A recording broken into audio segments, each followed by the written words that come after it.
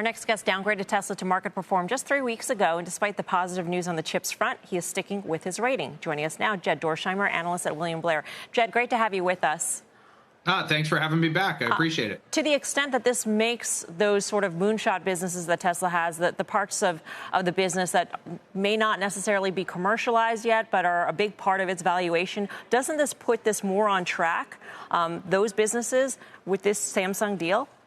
It does. I mean, this is a positive development any way that you look at it. And in particular, I think most investors that are looking at Tesla want to see Elon do what Elon does best, which is innovate. And this certainly is a data point for that. And if you look at, we've broken it down in terms of the sum of the parts of the business. But if you look at the value of the stock, most investors are placing a lot of value on the robotaxi, the humanoid robots, in that innovation and development. And this is a data point for that.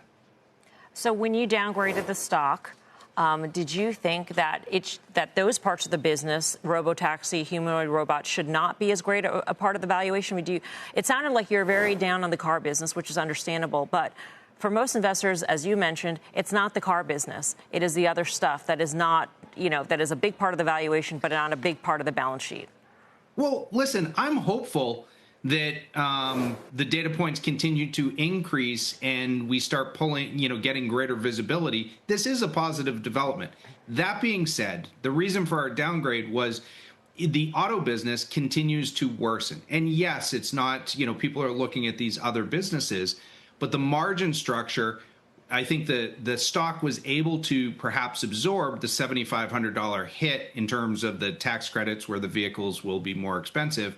But then you got the double hit in terms of the regulatory fines that went away, rendering almost $3 billion of pure margin, worthless on a go forward. So that just makes the business more challenging and further widens the gap between the core business, which is auto energy right now, and energy is getting better, I should say, and these future opportunities that are still, a relative infancy that need to scale.